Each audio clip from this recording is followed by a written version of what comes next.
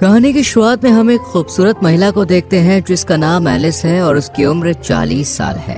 Alice पिछले 8 सालों से पेरिस की एक फैशन मैगजीन के लिए काम कर रही है। वो अपने करियर में आगे बढ़ने के लिए पूरी तरह से समर्पित है, लेकिन उसका कड़वा स्वभाव और ओल्ड फैशन होना उसकी तरक्की में बाधा सा बन गया है, जिसके कारण पिछले 4 सालों में उसका प्रमोशन नहीं हो पाया है। एलिस का अपने पति से डिवोर्स हो चुका है और वो अपनी छोटी बेटी के साथ रहती है, लेकिन एलिस काम की वजह से अपनी बेटी को ज्यादा समय नहीं दे पाती।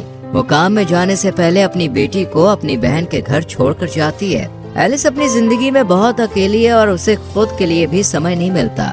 एलिस अपनी कंपनी के काम से ब्राजील जाती है और जब वो काम खत्म करके फ्लाइट से पेरिस लौट रही होती है तो उसकी मुलाकात एक यंग लड़के से होती है जिसका नाम एडम है। एडम की उम्र 20 साल है और वो एक कॉलेज में पढ़ता है। एडम ने इकोनॉमी क्लास की सीट बुक की थी, लेकिन उसके सीट में दिक्कत होती है, इसलिए उसे बिजनेस क्लास में एलिस के पास बैठा दिया जाता है। एडम पहली बार बिजनेस क्लास की सीट पर बैठकर काफी खुश होता है, जबकि एलिस अपने लैपटॉप पर काम कर रही होती है। लैंडिंग के दौरान प्लेन में तेज टर्बुलेंस शुरू हो जाती है, जिससे एलिस बहुत डर जाती है और एडम का हाथ पकड़ लेती है। ये देखकर एडम मन ही मन बहुत खुश हो जाता है, क्योंकि पहली बार किसी लड़की ने उसके साथ ऐसा किया था और वो एलिस से आकर्षित हो जाता है। कुछ देर बाद प्लेन लैंड करता है और एलिस जाने लगती है। एडम उससे बात करना चाहता है, मगर एलिस सिर्फ बाय बोलकर निकल जाती है। तभी एडम देखता है कि एलिस का पेन ड्राइव सीट के नीचे गिरा हुआ है। वो उसे लौटाने के लिए एयरपोर्ट के बाहर आता है, लेकिन तब तक बहुत देर हो जाती है। एलिस अपनी बहन की कार में बैठकर निकल जाती है और एडम बस उसे जाता हुआ देखता रह जाता है। रास्ते में एलिस की बहन उसे एक लड़के के बारे में बताती है जो एक डॉक्टर है और कहती है कि उसे उससे मिलना चाहिए, पर एलिस शादी नहीं करना चाहती, इसलिए वो मना कर देती है। इस पर उसकी बहन नाराज हो जाती है। वो चाहती है कि एलिस किसी अच्छे लड़के से शादी करके एक नई जिंदगी की शुरुआत करे। इसके बाद एलिस ऑफिस जाती है, लेकिन ऑफिस में उसके कॉलीग्स को उसका रूखा व्यवहार पसंद नहीं होता और वो आपस में उसकी बुराई करते हैं। हालांकि ऑफिस में एलिस का एक मेल फ्रेंड है जो उसे हर चीज में सपोर्ट करता है। ऑफिस की एक स्टाफ मेंबर एलिस को बताती है कि एडम नाम के किसी लड़के का कॉल आया था, वो तुमसे बात करना चाहता है, लेकिन एलिस ये कहकर मना कर देती है कि वो किसी एडम को नहीं जानती है। फिर एलिस अपने बॉस के पास जाती है और प्रमोशन की बात करती है, पर वो कहता है तुम्हारे लिखे हुए आर्टिकल पुराने लगते हैं, लोगों को उनमें अब कोई दिलचस्पी नहीं है, तुम्हें कुछ नया और रोमांच लाना होगा। अगर ऐसे ही चलता रहा तो मुझे तुम्हें नौकरी से निकालना पड़ेगा। ये सुनकर एलिस आज देर रात तक ऑफिस में काम करती है और सोचती है कि वो कुछ नया और रोमांच कैसे ला सकती है। तभी उसके पास वही स्टाफ मेंबर का नोट मिलता है जिसमें लिखा होता है कि वो लड़का पेन ड्राइव की बात कर रहा था। एलिस को याद आता है कि उसने गलती से पेन ड्राइव प्लेन के अंदर गिरा दी थी। वो तुरंत एडम को कॉल करती है और कहती है कि तुम कहाँ हो, मुझे पेन ड्राइव चाहिए, वो बहुत जरूरी है। एडम उस समय अपने दोस्तों के साथ एक बार में होता है जहाँ वो एलिस को आने के लिए कहता है। जब एलिस बार के बाहर पहुँचती है तो एडम उसे अंदर ले जाता है और अपने दोस्तों से मिलवाता है।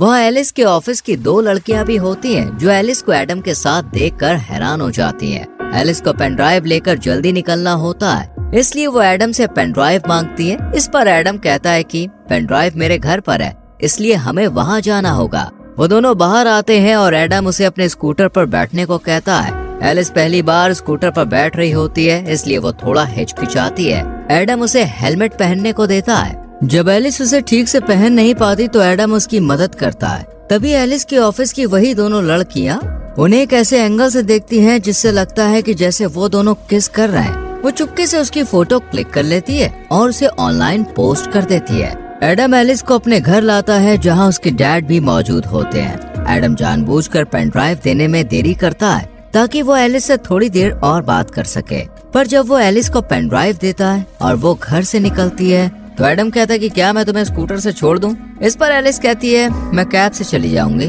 फिर एडम कहता है क्या हम कभी बाहर कॉफी पीने चल सकते हैं? इस पर एलिस कुछ नहीं कहती, मुस्कुराती है और थैंक यू कहकर चली जाती है। अगले दिन जब एलिस ऑफिस जाती है तो सब लोग उसे अजीब निगाहों से देख रहे होते हैं। एलिस कुछ समझ नहीं पाती, तभी उसकी एक कॉलीग उसे और एडम की फोटो दिखाते हुए कहती है कि तुम दोनों की ये फोटो किसी ने ऑनलाइन डाल दी है और सबको लग रहा है कि वो और एडम किस कर रहे थे। पर एलिस जानती है कि ये सिर्फ एक गलतफहमी है, ऐसा कुछ नहीं हुआ था। लेकिन उसका बॉस ये देखकर बहुत खुश होता है। वो कहता है मुझे तुम्हारा ये नया लुक बहुत पसंद आया। एलिस कहती है ऐसा कुछ नहीं है, पर बॉस कहता है हमें तो यही चाहिए। वो लड़का तुमसे उम्र में काफी छोटा है, ये बहुत कूल लगेगा।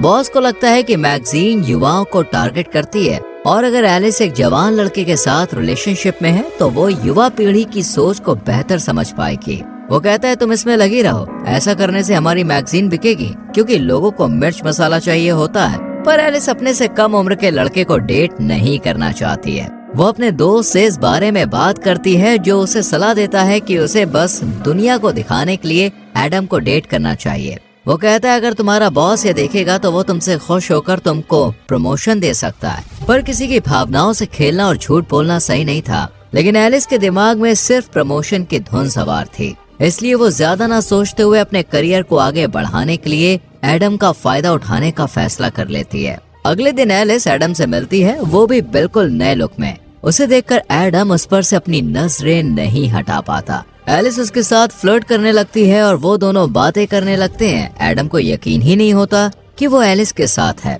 रात में एलिस एडम को अपने एक दोस्त के शो में ले जाती है। वहाँ एलिस जानबूझकर सबको दिखाने की कोशिश करती है कि वो अपने से 20 साल छोटे लड़के को डेट कर रही है। वहीं उसका दोस्त जो उस शो का होस्ट होता है, जब एलिस के पास आता है और उसे जानबूझकर छूने लगता है तो एडम को ये अच्छा नहीं लगता। वो उस दोस्त के शो का मजाक उड़ाने लगता है। एलिस भी उसकी बातों पर हंसने लगती है। इससे एलिस का दोस्त अपमानित होकर वहाँ से चला जाता है। इसके बाद एलिस और एडम आपस में बात करते हैं। एडम कहता है कि मैंने कभी नहीं सोचा था कि मैं तुमसे इस तरह मिलूंगा और हम साथ में यूं घूमेंगे। एडम को पता होता है कि एलिस का तलाक हो चुका है और उसकी एक बेटी भी है, लेकिन इससे उसे कोई फर्क नहीं पड़ता।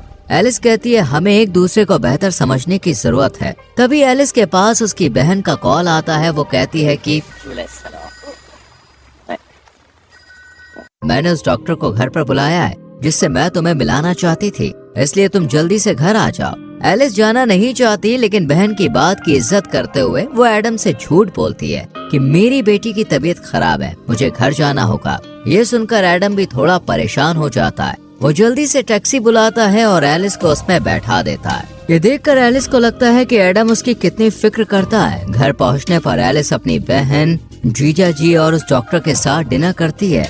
एलिस ड्रिंक करके आई होती है, जिस वजह से वो नशे में डॉक्टर से उल्टे सीधे सवाल पूछने लगती है। इसमें डॉक्टर को बुरा लगता है और वो वहाँ से चला जाता है। यहाँ एलिस लगातार कोशिश कर रही होती है कि बॉस उससे खुश होकर उसे प्रमोशन दे दे, लेकिन ऐसा नहीं हो रहा था। इसलिए वो एडम को एक फैशन शो में लेकर जाती है, जहाँ उनकी कंपनी की सीईओ और बॉस मौजूद होते हैं। जब शो के दौरान मॉडल्स रैंप वॉक कर रही होती हैं, तभी एक लड़की गिर जाती है। ये देखकर एडम तुरंत उसे उठाने के लिए आगे बढ़ता है। सीईओ को एडम का ये व्यवहार बहुत अच्छा लगता है। शो खत्म होने के बाद एडम और एलिस पार्टी में ड्रिंक करते हैं और डांस करने लगते हैं। डांस करते वक्त वो दोनों बहुत करीब आ जाते हैं, लेकिन कुछ होने से पहले ही एलिस देखती है कि कुछ लड़कियां उनकी तस्वीरें क्लिक कर रही है। ये देखकर एलिस तुरंत एडम का हाथ पकड़कर उसे बाहर ले आती है। एडम एलिस को अपनी स्कूटर में बैठाकर उसके घर तक छोड़ देता है। यहाँ एक ऐसा मोमेंट आता है जहाँ एडम एलिस को किस करने वाला होता है, पर एलिस पीछे हट जाती है और चुपचाप घर के अंदर चली जाती है।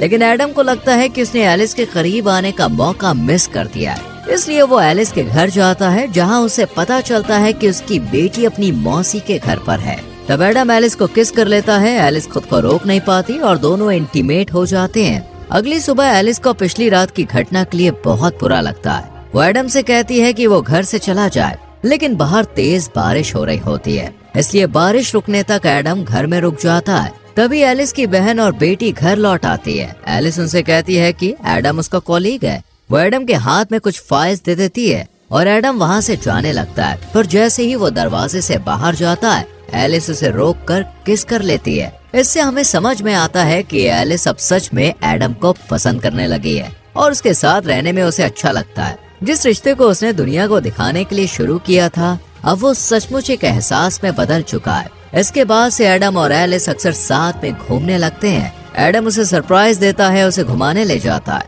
जो एलिस को बहुत पसंद आता है। अब एलिस और एडम के बीच गहरी भावनाएं विकसित होने लगती हैं। दोनों साथ में बहुत खुश होते हैं। एक दिन एडम एलिस से पूछता है कि तुम दिखने में खूबसूरत हो, अमीर हो, तो फिर तुमने मुझे पसंद क्यों किया? इसका जवाब एलिस के पास नहीं होता, क्योंकि वो अपने फायदे के लिए एडम के साथ रिश्ते में आई थी। पर अब उसे सच में एडम से प्यार हो गया है। कुछ दिन के बाद एलिस को काम में प्रमोशन मिल जाता है, जिससे वो बेहद खुश होती है। लेकिन अब वो एडम के बारे में सोचने लगती है, क्या उसे इस रिश्ते को जारी रखना चाहिए।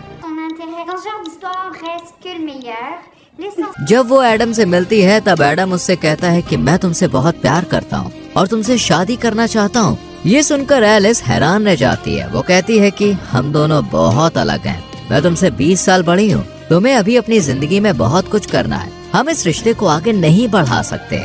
एलिस कहती है, मैं तुमसे प्यार करती हूँ पर मेरी जिंदगी में बहुत सारी जिम्मेदारियाँ हैं। मेरी बेटी है, मेरा काम है, ऐसे में हम साथ नहीं रह सकते। लोग हमारे रिश्ते को लेकर क्या कहेंगे। वो कहती है, शायद यही बेहतर होगा कि हम यहीं पर रुक जाएं। लेकिन एडम उसकी बातों को नहीं मानता। फिर भी एलिस वहाँ से चली जाती है। एलिस जानती है कि उसने एडम को पहले सिर्फ प्रमोशन के लिए इस्तेमाल किया था, लेकिन अब उसे भी उससे सच में प्यार हो गया है और वो उसके साथ रहना चाहती है। फिर भी अपनी जिम्मेदारियों और समाज के डर के कारण वो एडम से दूर हो जाती है। एलिस एडम से दूर होकर बहुत अकेला और तन्हा महसूस कर रही होती है। उसके लिए एडम को भुलाना काफी मुश्किल हो रहा था। वहीं एडम का भी यही हाल था। वो अपने दुख को अपने पिता से साझा करता है। उसके पिता उसे समझाते हैं और कहते हैं, जब मैं तुम्हारी उम्र का था तब मुझे भी प्यार हुआ था। ये सब चलता रहता है, तुम्हें अपनी जिंदगी में आगे बढ़ना होगा। कुछ दिन बाद एलिस के ऑफिस में सीईओ खुद मैगजीन का कवर फोटो देखने आती है, लेकिन उन्हें कवर फोटो पसंद नहीं आती। वो मेल मॉडल की जगह किसी नए और अनदेखे चेहरे की तलाश में होती है। तभी उनकी नजर एलिस के लैपटॉप स्क्रीन पर पड़ती है, जिसका वॉलपेपर एडम की तस्वीर होती है। उसे देखकर सीईओ को याद आता है कि ये वही लड़का है जिसने फैशन शो में रैम वॉक के दौरान गिरी हुई लड़की को उठाया था। वो चाहती है कि एडम उनके मैगजीन का नया मॉडल बने। ये सुनकर एलिस को अच्छा नहीं लगता। वो नहीं चाहती कि वो फिर से एडम से मिले, लेकिन अपने बॉस के कहने पर उनकी बात उसे माननी पड़ती है।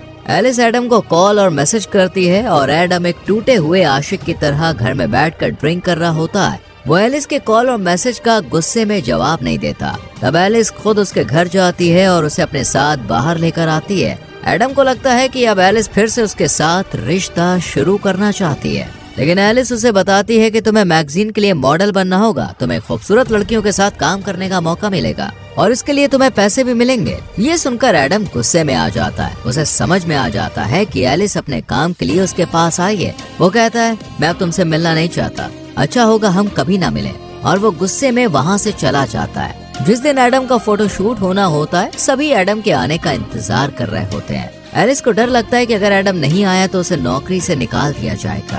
तभी एडम वहाँ पे आ जाता है क्योंकि वो अब भी एलिस से प्यार करता है। उसे मेकअप रूम में ले जाया जाता है जहाँ उसका लुक तैयार किया जा रहा होता है। तभी उसके पास एलिस का दोस्त आता है और एडम से माफी मांगता है। वो कहता है कि मैंने ही एलिस को सलाह दी थी कि वो तुम्हारे साथ झूठा रिश्ता बनाए ताकि उसे प्रमोशन मिल सके।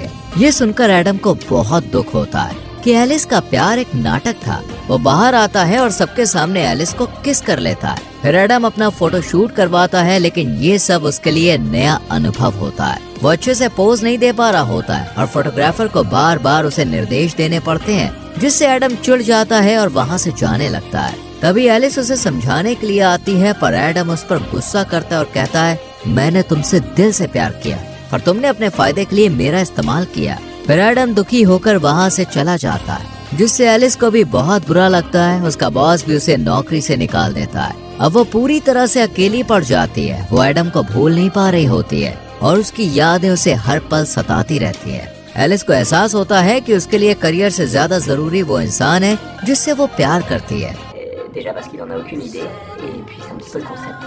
इसलिए एलिस एडम के कॉलेज जाती है और सबके सामने कहती है, मैंने अपने भविष्य को लेकर सोचना छोड़ दिया है और मुझे फर्क नहीं पड़ता कि समाज हमारे बारे में सोचेगा। अब मैं सिर्फ तुम्हें चाहती हूँ, मैं तुमसे प्यार करती हूँ और तुम्हारे साथ रहना चाहती हूँ। वो एडम से माफी मांगती है। एडम उससे अब भी प्यार करता है। वो उसे किस कर लेता है और माफ कर देता है। इसके बाद से दोनों साथ में हंसी खुशी रहने लगते हैं और इसी के साथ मूवी खत्म हो जाती है।